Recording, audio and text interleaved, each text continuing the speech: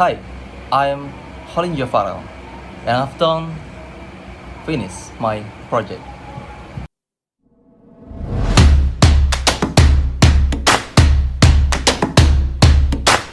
Audio Jungle. Okay guys, today I would like to introduce a statistical data processing website called starskingdom.com. Here's a link that you can copy in the app. The website that has been recommended by our lecturer, Mr. Muhammad Ahmi Hussein, SSE MSc, is a very useful in analyzing correlation data, And how to use it is also very easy and simple.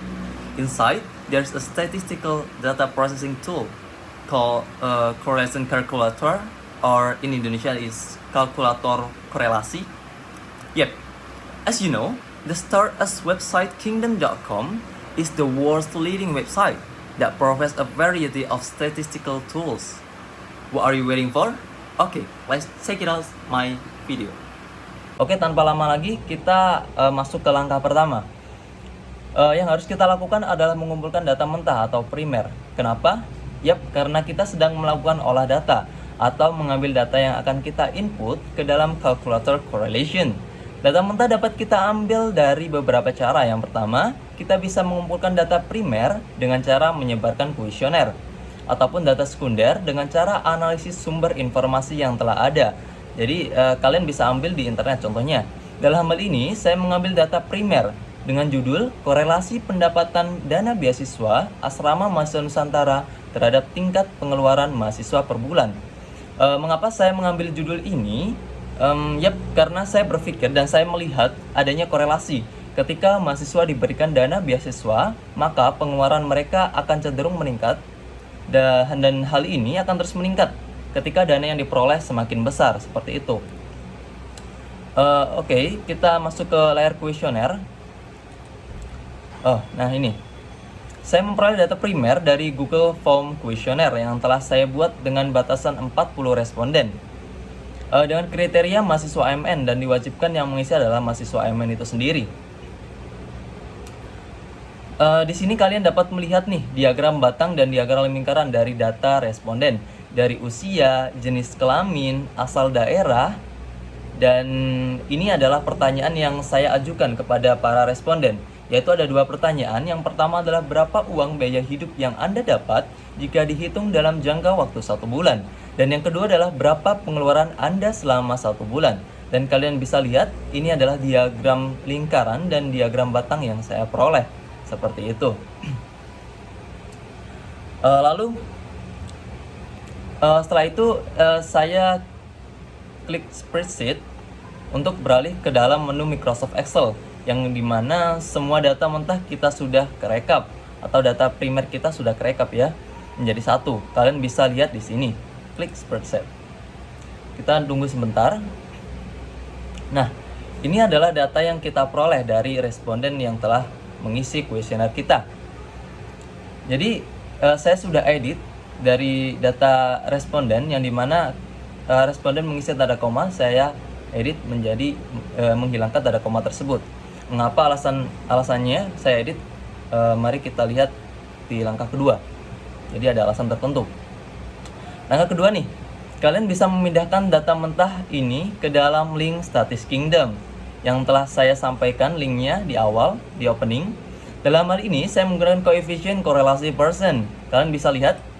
Nah, ini adalah koefisien korelasi persen correlation coefficient. Yang perlu kalian lakukan di sini adalah tinggal memasukkan saja data mentah untuk variabel X. Ini adalah variabel X yang telah saya dapatkan dari data responden, dan saya masukkan ke dalam kolom X, seperti itu. Begitu juga sebaliknya. Ini adalah data responden dan pertanyaan kedua. Jadi saya masukkan semuanya data ini ke dalam kolom Y. Jadi ini adalah data yang sudah saya masukkan, seperti itu. Nah, yang perlu kalian ingat nih ya, yang perlu kalian ingat banget, karena di sini di Statis Kingdom ini ada problem yang dimana yang harus kalian ketahui bahwa ketika angka kalian berupa desimal ataupun persentase yang memiliki tanda koma di dalamnya, ketika kalian kopas ke kolom kalkulator ini, kalian ubah koma itu menjadi titik. Kenapa seperti ini? Karena kalau kalian perhatikan, di halaman kalkulator ini, Statistics Kingdom memberikan petunjuk nih, kalau setiap data itu dipisahkan oleh spasi maupun enter dan tanda koma. Jadi misal ketika angka E kalian berupa 2.200.000, maka hal ini akan dihitung dua data yang masuk oleh Statistics Kingdom, yaitu angka 2 dan 200. Jika kita ingin mengambil angka 2.200.000, kita harus mengubah angka koma menjadi titik, sehingga angka tersebut akan kita dapat dengan sesuai. Atau juga kita bisa menghapus angka koma atau titik untuk mempermudah penginputan data mentah kita.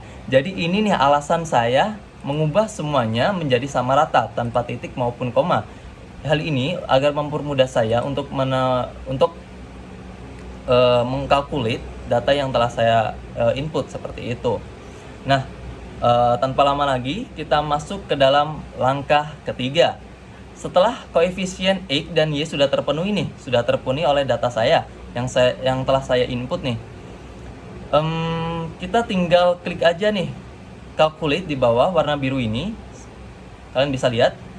Dan otomatis tools akan memproses data korelasi serta akan memberikan hasil yang telah diproses. Nah, ini adalah data yang telah saya dapatkan dari calculate yang dimana data responden itu saya telah input ke dalam Statistics Kingdom atau Calculator Correlation. Ini nih. Lebih jelasnya saya jelaskan saja di laporan saya karena lebih lengkap seperti itu. Jadi check it out di laporan saya. Bye bye. Nah, karena poin 1 sampai 3 sudah saya jelaskan sebelumnya, jadi saya hanya menjelaskan poin 4, yaitu interpretasi data. Yang dimana dari data di atas, R hitung yang saya dapatkan adalah 0.4226 dan p-value yang saya dapatkan sebesar 0.006601.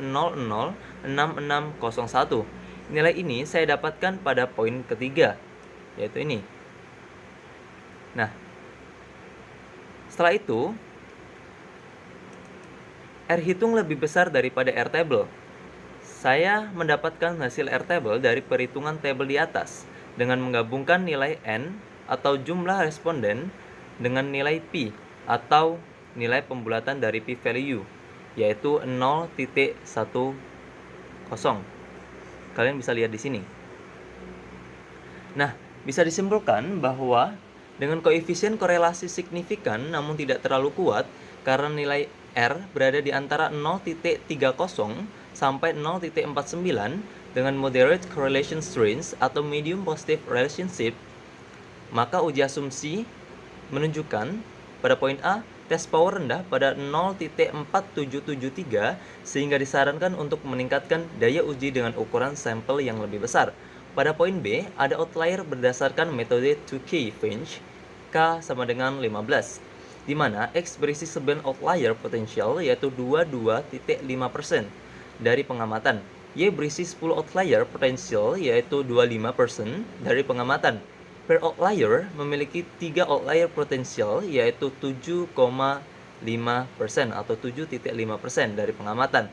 Nah, untuk poin C sendiri, residual tidak berdistribusi normal atau diasumsikan distribusi residual tidak sama dengan distribusi normal, yaitu p-value 0.0186.